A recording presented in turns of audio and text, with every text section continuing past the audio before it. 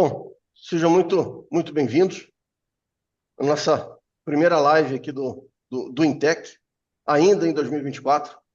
E nessa live nós vamos falar sobre medição de pressão na indústria, com o Sandro. Ele é CEO da Incal Instrumentos, representante das marcas Bimix, Adtel. Sandro, fica à vontade. Muito obrigado, Márcio. Bom dia a todos. Espero que essa nossa apresentação, essa nossa live, auxilie e adicione algumas informações aí para o pessoal, né? Hoje nós vamos falar um pouquinho sobre medição de pressão na indústria e a ideia é falar sobre a questão de calibração, ok? Deixa eu só achar aqui onde que está o... Perfeito. Vamos lá. Deixa eu só mover aqui para ficar mais fácil. Bom, a calibração de pressão na indústria tem alguns desafios que nós temos que analisar para que nós possamos ter eficiência, produtividade, rapidez, confiabilidade nas medições.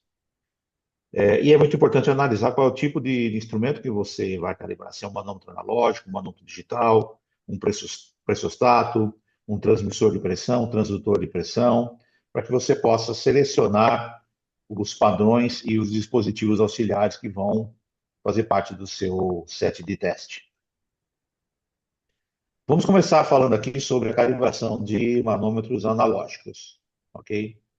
Bom, quais são os desafios que nós podemos encontrar? Alguns desafios que nós destacamos aqui que nós podemos encontrar na calibração de manômetros analógicos. O primeiro, né, é o erro de paralaxe. O que significa? Dependendo da posição onde você visualizar o seu manômetro, você pode enxergar valores diferentes. Se você não olhar diretamente na frente do instrumento, você pode enxergar valores como estão definidos aí nessas fotos ilustrativas, tá? Então, esse é o primeiro, a posição que você tem que ter para o seu instrumento em teste, tá? Segundo ponto, resolução, né? A resolução também, no manômetro você tem indicações que são firmes, né? E entre elas, vamos dizer assim, seriam chutes ou estimativas que você vai dar. Então, na calibração de manômetros analógicos, a melhor orientação é que você faça o ajuste da pressão, sempre considerando o valor das casas cheias do manômetro analógico e faça a leitura no seu manômetro de teste, que ele vai ter uma resolução mais adequada, uma resolução melhor, tá? O terceiro ponto que nós temos que analisar, né, é o padrão. O padrão tem que ser adequado à sua calibração. Desse exemplo aqui, o nosso manômetro analógico tem um erro de 2%. Se nós usarmos a razão mais considerada no mercado, que é 4:1, né, nós teríamos que ter um padrão de 0,5%. Então, você tem que selecionar um padrão de 0,5%. Lógico que tudo isso depende do ponto onde você está medindo, né? Não exatamente do instrumento que você está utilizando. Porque muitas vezes você tem lá no processo uma medição de pressão de óleo, por exemplo, onde naquele ponto você pode ter um erro de 5%, mas lá você está usando um transmissor de uma determinada marca que o erro do transmissor é 0,02% no fundo de escala. Não necessariamente você precisa calibrar esse instrumento com um padrão 4 vezes melhor que 0,02. Isso porque o processo aceita um erro muito maior, então você pode diminuir essa razão em virtude do processo, não em virtude do instrumento. Mas isso é uma análise que o cliente precisa fazer caso a caso, em função do ponto onde ele vai fazer a calibração. Nós estamos usando aqui como exemplo os modelos 680A e 681 da Adtel, onde eles têm, respectivamente, exatidões de 0,2% e 0,1%, ou, no caso do ADT 681A, 0,05 e 0,02 do fundo de escala. Existem também opções de percentual de erro na leitura, tá? No caso desses instrumentos, para um range de 300 PSI, como é o exemplo do manômetro anterior, nós teríamos uma resolução de 0,01 PSI, ou equivalente a 0,001 bar para o 680, e 0,001 PSI, ou 0,0001 bar para o 681. Então, nós estamos falando aí no caso do ADT 681A, que seria um dos mais recomendados, né? 3 casas de resolução em PSI e 4 casas de resolução em bar, o que torna esse instrumento uma excelente opção para que ele seja um padrão de teste. É lógico que essa resolução ela é aplicável nessa faixa de 300 PSI. Outras faixas maiores vão ter resoluções menores e faixas menores podem ter resoluções maiores. Ok? Continuando no padrão adequado, tá? Você pode utilizar um instrumento um pouco mais avançado ainda. Tá? Por quê? Um dos problemas que nós vamos falar no próximo slide seria a questão da estabilidade. Tá? E a estabilidade é muito subjetiva, né? Porque o cliente ele tem que entender quando que está estável. A maioria das vezes ele usa o quê? A própria indicação digital do instrumento para verificar se a última casa está alterando ou não. Tá? No caso específico do Adtel 686, que é um modelo acima do Adtel 681A, nós temos a possibilidade de definir no setup um conceito de estabilidade. Tá? Das duas figuras que nós temos nessa tela, a da direita mostra o instrumento quando ele ainda não está sendo considerado que está estável. O display mostra as numerais na cor branca. Quando a estabilidade for alcançada, o display mostra os numerais na cor verde. Isso é um excelente indicativo para que o usuário, né, possa identificar que a pressão gerada pela bomba ou pelo dispositivo que ele está utilizando está estável. E nesse instrumento nós podemos configurar qual é a estabilidade requerida. Por exemplo, ele pode ser ajustado desde 1% até 0,005% do fundo de escala. E o tempo para cálculo da estabilidade pode ser entre 1 a 60 segundos. Então, o usuário pode fazer uma combinação, falando de que a estabilidade tem que ser, no máximo, né, 0,005% do fundo de escala por segundo. Então, a bomba tem que ser muito boa para que o instrumento consiga identificar que não está tendo uma queda de pressão maior do que 0,005% do fundo de escala por segundo. Quanto maior a estabilidade, maior é o problema. Você, na verdade, teria até que colocar a estabilidade de controle ou a estabilidade na medição como uma incerteza, porque você pode ter variações na última casa que vão influenciar no cálculo final da incerteza. Então, se o cliente puder utilizar um instrumento que tenha essa característica, ele vai criar uma facilidade para que ele consiga identificar que a pressão está estável. É lógico também, sim, pois não, Márcio. Posso atrapalhar um pouco o teu raciocínio? A qualquer momento pode perguntar. Vamos lá, falando aqui da estabilidade, né? E aí você citou a questão da bomba, né? Você acredita ou seja, precisa haver, na verdade, um conjunto, né, da bomba com o instrumento de medição? Porque se eu tiver uma bomba que não tenha, ou seja, que tenha vazamentos, enfim, por menor que seja, se eu tiver um padrão que ele, até em função do valor que você colocou, né, que ele consegue enxergar a vazão, que você tem efetivamente estabilidade, você pode acabar não conseguindo fazer medição em função da qualidade da bomba que você tem. Ou vice-versa. Exatamente, Márcio. Exatamente. Isso é um conjunto, né? Você tem que ter os instrumentos num conjunto que possam te trazer essa eficiência. Como você falou, se a bomba possui vazamentos ou quedas de pressão, até em virtude de bolhas que podem acontecer, né? Bolhas essas que o cliente pode, com certeza, eliminar através de procedimentos de eliminação, né? Não adianta você ter um instrumento de um valor agregado maior para aquisição e com recursos maiores, que ele não vai te trazer a informação que você precisa. Então, a bomba vai seguidamente reduzir a pressão, vai reduzindo, reduzindo, reduzindo, e você não vai ter estabilidade na medição. Então, você nunca vai poder fazer a coleta do ponto que você está gerando a pressão.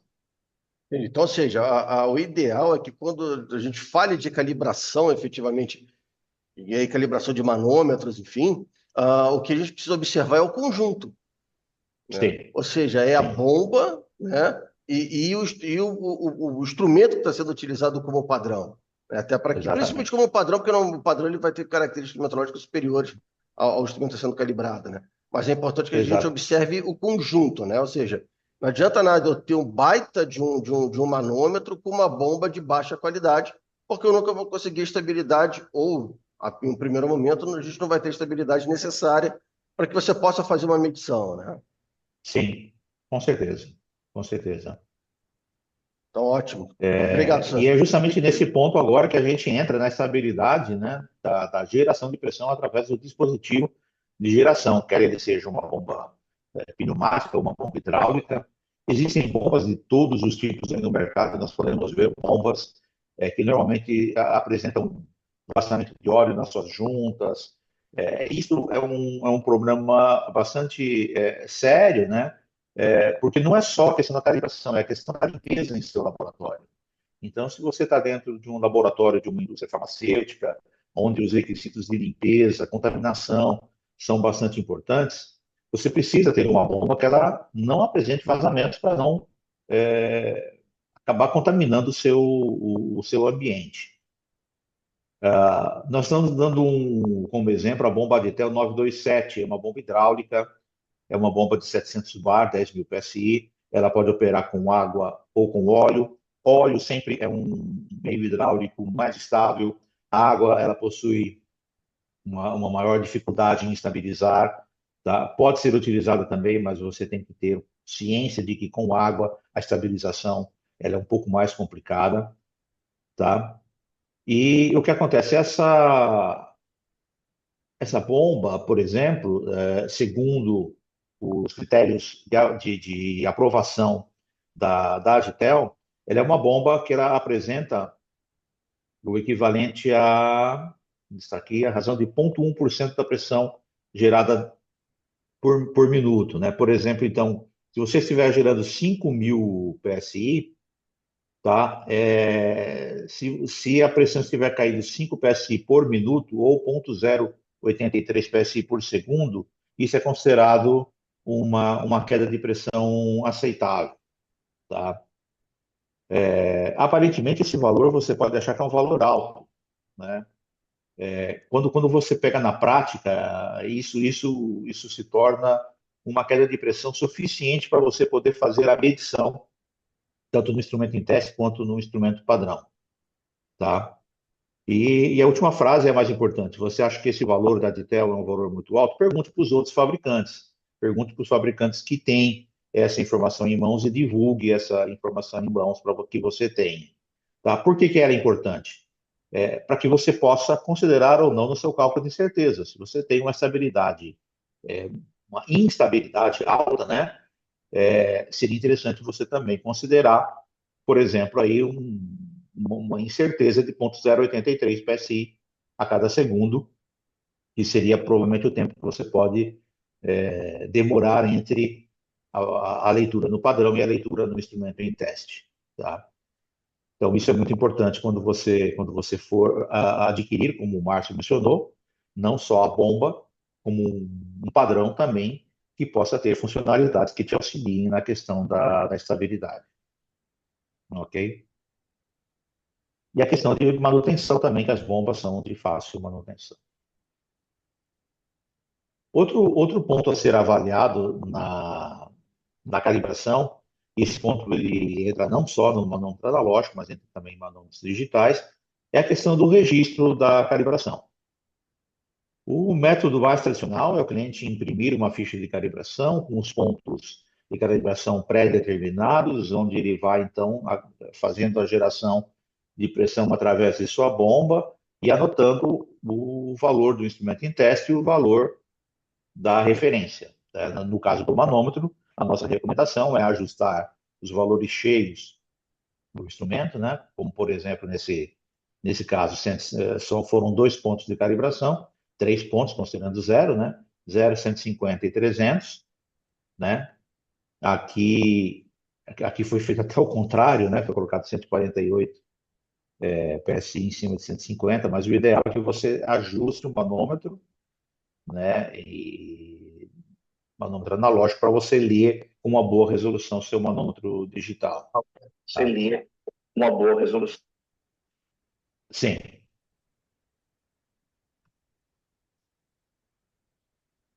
Método semiautomático. Com o método semiautomático, tá? Você teria um calibrador de pressão e não mais um manômetro digital.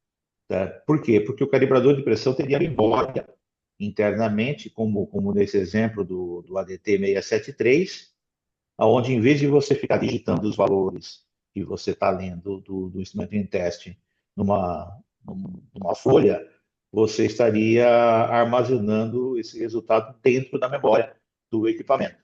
Tá? Isso facilita muito na hora que você vai transpor essas informações, no caso da memória do instrumento, para um software, no caso da Adtel, é um software gratuito, e ele descarrega para você numa planilha de Excel, onde você pode fazer uma mapa e jogar dentro da sua planilha, que faz os cálculos de incerteza e tudo mais, né?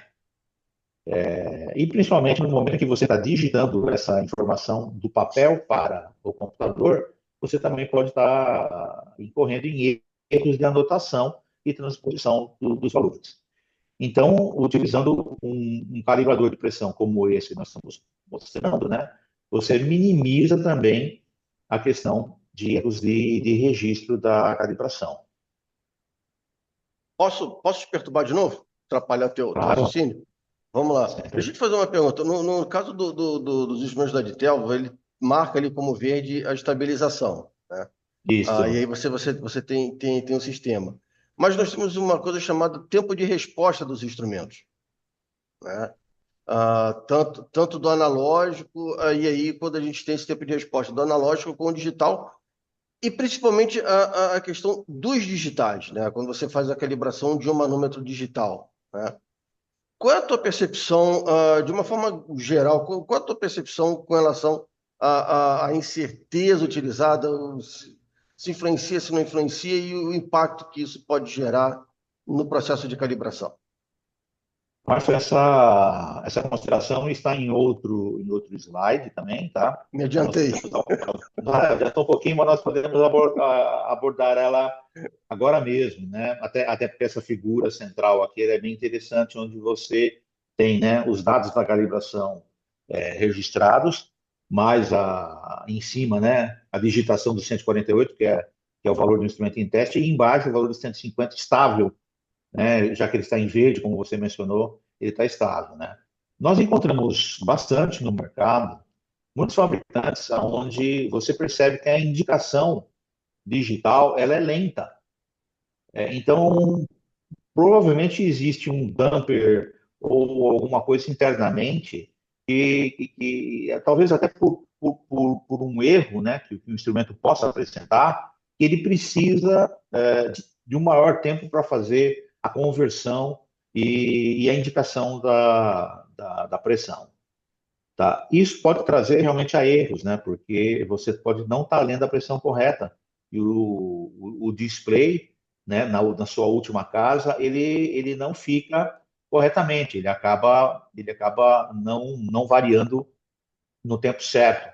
Você pega um instrumento, por exemplo, que tem 4 leituras por segundo, como taxa de atualização do display, é muito diferente de você ter um instrumento que tem 10 leituras por segundo. Então, a taxa de atualização do display é algo realmente importantíssimo para que você não mascare a indicação. Você pode achar que você está estável, mas na verdade, como nesse exemplo aqui, você tem uma casa só depois da casa. Então, você pode estar tendo, na verdade, 0,0 até 0,09, né, de erro na terceira casa, e você não está percebendo isso porque a segunda casa não tem uma atualização tão rápida quanto deveria. Entendi. Então, ou seja, se nós associarmos esse tempo de resposta a uma não estabilização do processo, né, ali ou seja, de todo o conjunto, bomba mais instrumentos, a gente pode ter não só um erro, mas uma incerteza, mais um componente de incerteza em função da, da, da estabilidade como um todo, Sim, exatamente. certo? O importante é que o cliente entenda que essas contribuições, elas existem e elas precisam ser analisadas. E a análise tem que ser feita em função do investimento do equipamento que você está comprando. Se você comprar um equipamento de baixa qualidade, você precisa analisar esse equipamento, o que ele tem com relação a isso. Muitos fabricantes trazem essa informação para você, outros não. Então, o importante é você entender qual é a contribuição e quanto que ela vai afetar na sua calibração. Em muitos casos, ela até pode ser desconsiderada, mas você precisa conhecê-la primeiro para poder identificar e saber se ela vai ser desconsiderada ou se ela vai ser considerada Então, ou seja, vai tudo em função da aplicação efetivamente, né, do que a gente da vai aplicação. Exatamente, é. vai estar calibrando. Lógico, né? Eu não posso falar que somente esses instrumentos é que são os adequados para calibração, né? Sim, Isso tem de seria aplicação, né? uma mentira, né? Mas nós temos várias marcas, vários modelos no mercado e várias aplicações, né? Como eu falei no início, né? Para você fazer uma medição de óleo num ponto onde você precisa de 1% de erro, você até pode comprar um transmissor de uma determinada marca, um transmissor Hart, né? Por quê? Porque você padronizou isso dentro da sua empresa e vai usar um transmissor lá que tem 0,25% do fundo de escala, né? Mas você não precisa calibrar ele nessa forma, com um padrão 4 vezes mais preciso, senão talvez você precisaria comprar uma balança de peso morto, né? Mas o seu processo não requer isso. Então, o ideal é sempre que o cliente faça análise de trás para frente, né? E não do padrão que ele comprou, depois ver se ele vai ser adequado. Não. O processo requer 1%, o meu instrumento que eu vou medir, eu preciso de 4 vezes mais preciso, então pode ser de X, ponto 25, e aí sim nós podemos analisar se o padrão tem que ser 4 vezes mais preciso do que ponto 25. Entendi, tá claro. Ok? Obrigado, senhor. Bom, para nós eliminarmos, né, algumas considerações manuais e facilitar todo o processo de calibração, tá? Existem também os controladores de pressão, que vão substituir tanto a bomba comparativa quanto o manômetro digital ou o calibrador. Nesse caso aqui, você tem um manômetro digital, um calibrador, você tem fonte, você tem miliamperímetro, tudo dentro de um calibrador, no caso desses modelos que nós estamos aqui mostrando. Claro, existem calibradores no mercado que não têm toda essa concepção, tá? No caso aqui, nós temos do lado direito um calibrador modelo ADT 760, que consegue atingir, na sua versão de maior pressão, 300 PSI, 20 bar. E no caso do lado esquerdo, um ADT 761A, que é um calibrador um pouco mais sofisticado, onde ele tem duas faixas de pressão. E hoje ele tem autonomia para geração própria até 100 bar. Até pouco tempo atrás era 70 bar, ele consegue gerar até 100 bar em forma pneumática. Tá? Isso é bastante interessante porque, em vez de você seguir uma tabelinha que você vai imprimir, né, numa ficha de calibração, você vai digitar essa ficha de calibração em um procedimento dentro do instrumento, apertar o Enter e ele vai fazer esse procedimento para você. Em ambos os modelos, nós temos ajuste fino, onde você pode selecionar o ajuste fino e ir dando aumento de pressão na última casa, após a vírgula, para que você consiga atingir o valor em cheio do instrumento em teste e deixar que o instrumento faça a medição com a resolução, no caso aí de 3 ou 4 casas após a vírgula. Então, é um recurso, né, que vai te trazer uma tranquilidade com relação a vários pontos, né? O registro da pressão, a geração de pressão com estabilidade, a indicação de pressão, tudo isso você vai acabar sanando utilizando um controlador de pressão. né? Como nós estávamos falando, né? Você vai ter a geração de pressão e vácuo de forma automática. Basta você digitar o valor e apertar o Enter, ou criar um procedimento e apertar o Enter para ele executar o procedimento completo. Tá? Muitos geradores não requerem alimentação elétrica, como esses modelos que são operados com bateria. E os nossos, por exemplo, não requerem alimentação, nem externa, nem de gás e nem hidráulica. Né? Maior conhecimento da estabilidade do controlador. Esse dado normalmente é divulgado pelo fabricante. Nesse exemplo aqui, do lado direito, o ADT 760, nós temos uma estabilidade de controle de 0,005% do fundo de escala. Tá? Isto é, em qualquer momento, se você estiver gerando de vácuo até 300 PSI, a instabilidade, vamos dizer assim, né, que você está gerando é 0,01575 PSI. Então, é conhecida. E, principalmente, dispensa o uso de pranchetas de papel para anotação dos resultados, uma vez que ele vai ter memória interna.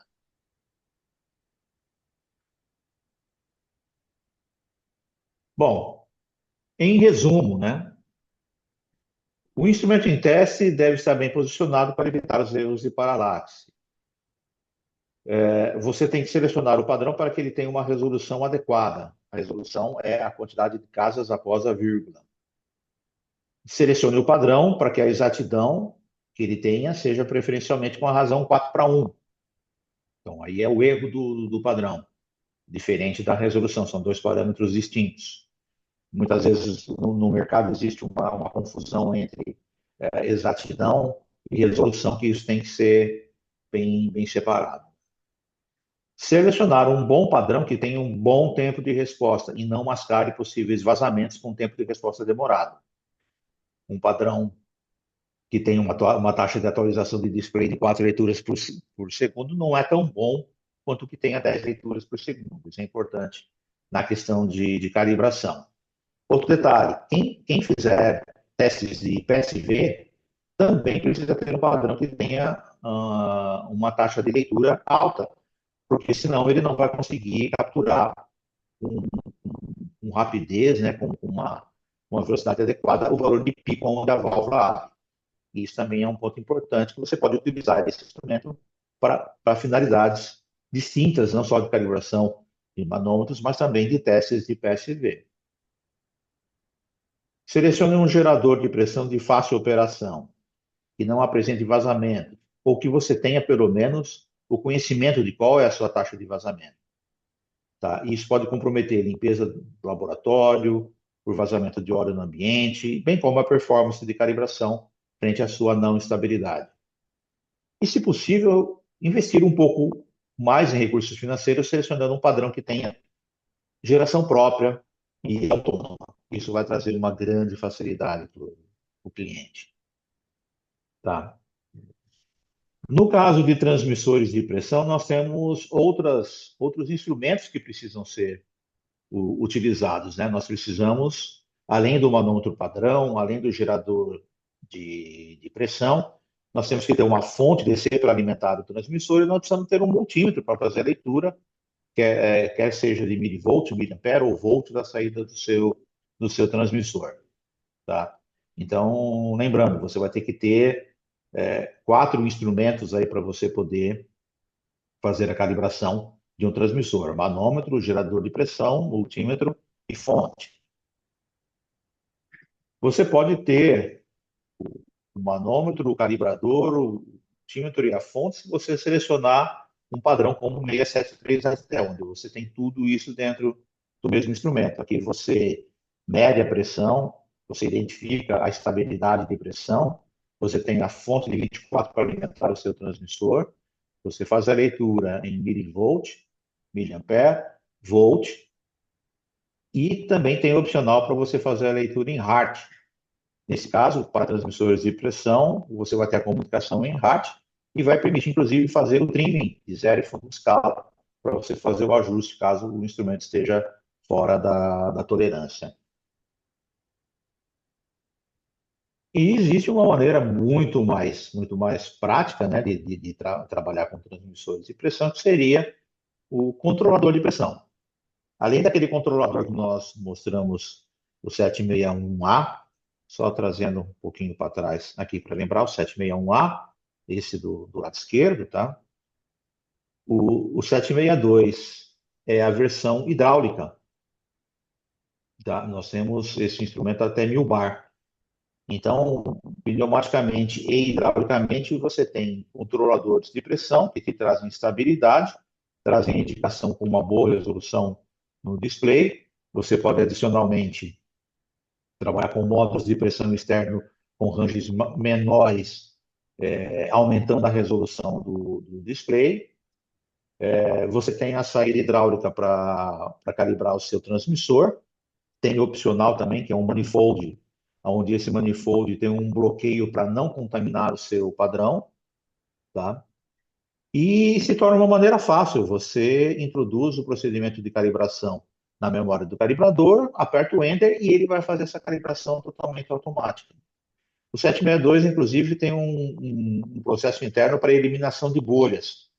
Então, você pode ter uma mangueira grande, por exemplo, e se ele detectar que tem uma bolha internamente, ele para a geração de pressão, vai eliminar as bolhas e depois ele retoma a calibração. E no caso de um transmissor, como ele responde automaticamente, você vai ter a geração de pressão, estabilizou, você pode determinar um tempo de aguardo, para que seja o tempo de aguardo no seu transmissor, caso tenha um dumping ou qualquer outro tempo de aguardo necessário. Ele coleta o valor de miliampere, de milivolt, de volt ou Hz e passa para o próximo ponto de calibração, fazendo o registro de forma totalmente automática. Então, esse é um bom recurso para você ganhar tempo também. Ô, Sandro, posso fazer uma pergunta aqui? Para esse Sim, equipamento, você consegue calibrar mais de um instrumento junto ao mesmo tempo? Não, tem que ser só um transmissor. Ou pode fazer como se fosse sei lá, conectar alguns que tenham a mesma faixa, né? Sei lá. Existe essa sim. possibilidade? Não de forma que você faça o registro, porque o registro é um procedimento para um determinado tag. Então, você vai executar com ele ligado no plug, como você vê aí, ele vai executar o procedimento de 0 a 100% e armazenar o resultado. Mas se você fizer de forma manual, com as fichas de calibração sobre a mesa, você pode, ora, conectar um transmissor, tira, ora, conecta o outro, e assim por diante, para fazer a leitura dele. Tá? Isso não teria problema. Mas como o instrumento é bastante rápido e ele armazena o resultado, a orientação é que você faça um a um. Tá? Se fosse manômetro, por exemplo, talvez fosse interessante você colocar um manifold, vários manômetros analógicos e fazer a calibração, todos eles, simultaneamente, que aí sim você ganharia bastante tempo. Né? Tá? Beleza. Bom, um resumo de toda essa nossa apresentação é de que a calibração de pressão requer ao usuário que ele faça uma avaliação adequada de vários parâmetros, quando ele vai selecionar o seu padrão, né? E também, perdão, e os acessórios ao redor que ele vai utilizar para fazer a performance dessa calibração, né? Exatidão, resolução, registro de dados. Então, a nossa apresentação teve como objetivo trazer à mente das pessoas para que façam uma análise quanto à redução do tempo de preparação da calibração. Né? Utilize instrumentos que fazem isso de forma adequada. Quando você tem bombas onde o aperto é rápido, onde você tem adaptadores que te tragam facilidade de conexão do instrumento em teste, tudo isso faz com que o seu tempo de preparação da calibração seja minimizado. A redução no tempo da calibração. Se você tem instrumentos que têm vazamento ou instrumentos que não têm estabilidade, vão fazer com que você perca muito tempo na calibração. E hoje, o tempo é o nosso bem mais precioso. O tempo não tem volta. Você perdeu, perdido. Né? Se você tiver que gastar 3 dias ao invés de um dia para fazer a calibração, você tem mais mão de obra, você tem menos tempo, e o seu cliente, na verdade, vai receber as informações mais tardiamente. Né? A redução nos erros anotados dos resultados através a utilização de calibradores com memória. Aumento de confiabilidade nas medições, com calibradores que têm uma excelente estabilidade de geração de pressão. A redução de instrumentos a serem utilizados durante a calibração, no caso de transmissores, onde você tem todo o aparato dentro de um único instrumento. E a redução de problemas ergonômicos ou funcionais, né? Então, as nossas bombas, por exemplo, elas têm facilidade de geração de pressão, tá? E uma das coisas importantes que o cliente também tem que avaliar é qual é a qualidade dessas bombas. Elas são fabricadas por marcas conhecidas de mercado ou marcas de fundo de quintal, porque nós estamos falando muitas vezes aí na geração de 1000 bar. Então, lembre-se, você está à frente de um timão ou de um fuso e lá dentro você tem 1000 bar aplicando uma força dentro desse fuso. Isso traz uma força extremamente grande, né? E se romper e for na sua direção, com certeza pode causar problemas sérios. Então, essa é a apresentação que nós tínhamos para fazer hoje. Espero que tenha adicionado algo para nossa audiência. Não, legal. Sandro, eu agradeço, tá? E eu queria te pedir uma opinião, tá? Como é que você vê, né, a aceitação do mercado? Como é que você está olhando o mercado com relação à automação do processo de calibração? Como é que o mercado tá enxergando isso? Tá? Porque às vezes eu pessoalmente eu olho para o mercado e vejo ainda uma busca muito grande em processos totalmente manuais, né? E aí você tem realmente, ou seja, um gasto de tempo muito grande e, em alguns casos, uma falta de repetitividade. E aí, enfim, vai de acordo com cada aplicação também, né? Ou seja, o mercado ainda buscando muito a solução manual. Como é que você está vendo a aceitação do mercado e entender os benefícios que o processo totalmente automatizado pode ter e, principalmente, o maior controle sobre as componentes de incerteza, sobre o erro, porque quando você tem um processo manual, normalmente você tem uma incerteza maior do que o processo totalmente automatizado, né? Isso não só em impressão, mas em qualquer grandeza, né? Quando você automatiza e deixa os computadores trabalharem, eles reduzem muito questões de valores, né? E que tem ali os componentes de incerteza, eles conseguem ter um maior controle. Como é que você vê o mercado enxergando isso, né? Esse benefício, você ter um maior controle sobre a incerteza, um maior controle sobre o erro, uma maior produtividade. Uhum. Márcio, eu trabalho com controladores de pressão basicamente desde os anos 90, onde os primeiros foram lançados, né? E eu percebo que hoje em dia existem mais clientes, mais usuários que têm intenção de adquirir os controladores, justamente por essas razões que você mencionou, né? Você tem a facilidade na geração da pressão, você tem estabilidade, você tem a redução de incertezas, ou pelo menos o conhecimento das incertezas que precisam ser consideradas, né? Nós estamos vendo aí no mercado uma maior automação na fabricação. Então, você não consegue automação com bombas manuais, você precisa ter controladores onde eles possam ter comunicação com computadores para poder fazer a automação, o registro, né, de tudo isso. Então, nós vemos um grande avanço, né, principalmente nas empresas onde são fabricantes de dispositivos. Por outro lado, prestadores de serviços e empresas de um porte um pouco menor ainda têm uma certa restrição ao controlador, não pelo conhecimento, a maioria deles até tem conhecimento das vantagens, mas a questão muitas vezes é financeira. Eles ainda não fizeram as contas corretamente, né, para identificar que o investimento no controlador, embora tire dinheiro do bolso no momento atual, vamos dizer assim, né, ele vai trazer benefícios futuros para essa empresa. Mas talvez eles ainda não chegaram a fazer esse tipo de avaliação financeira, que seria o payback, né? Em quanto tempo isso se paga.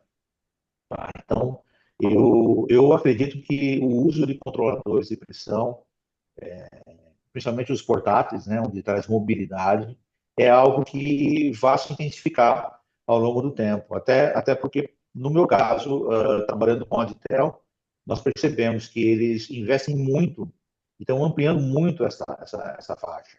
Né? Hoje, com modelos até 1000 bar, coisa que você não tinha portátil até pouco tempo atrás. Né?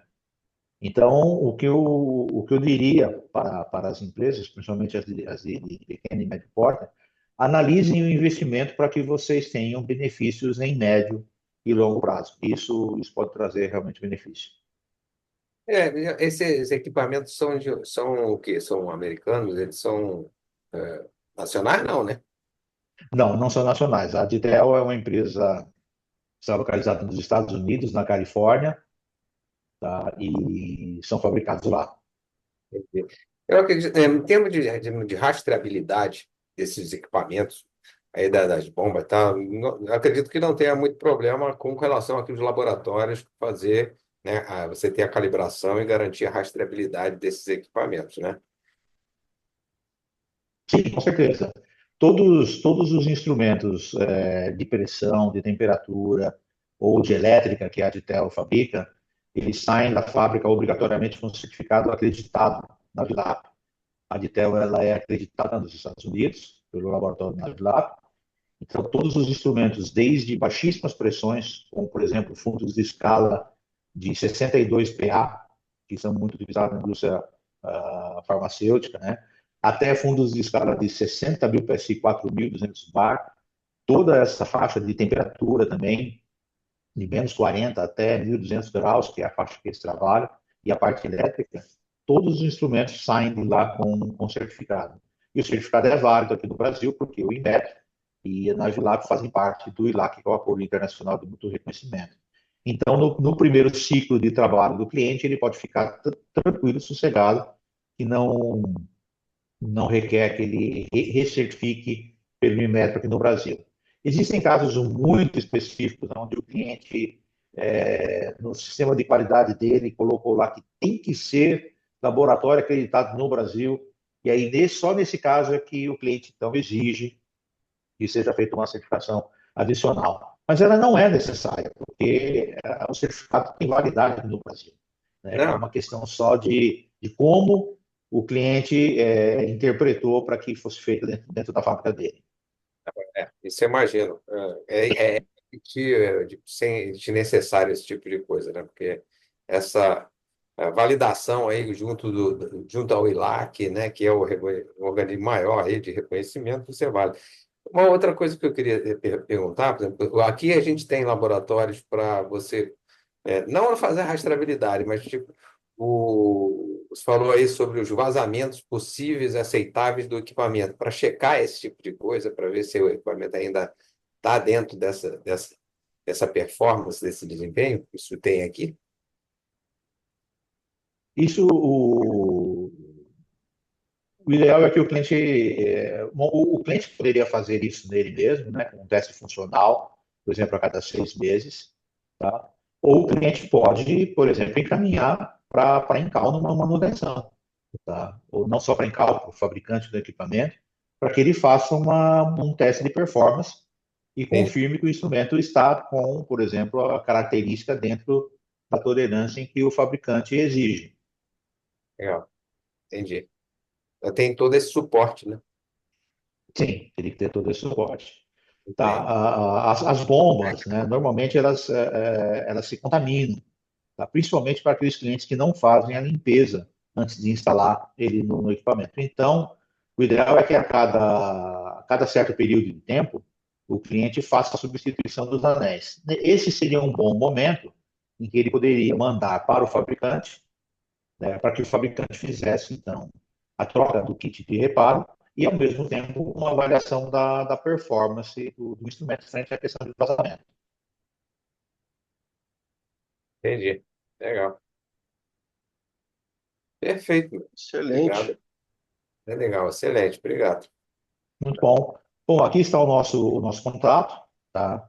Tendo qualquer dúvida com relação àquilo que nós apresentamos, ou tendo interesse em conhecer os outros equipamentos, nós estaremos sempre à disposição da nossa audiência. Eu que agradeço essa oportunidade de ver esses equipamentos, a tua experiência nessa área aí. Obrigado mesmo. Sandro, muito obrigado. E a gente vai se falar em outras oportunidades. Ok. Obrigado, Márcio. Obrigado, Pedro. Obrigado a todos que participaram e os que vão ainda assistir posteriormente. Com certeza, a gente vai. Essa live foi também transmitida direto no nosso canal do YouTube. Ótimo. Perfeito. Legal. Maravilha. Um abraço. Logo, grande abraço. Até mais. Obrigado, hein?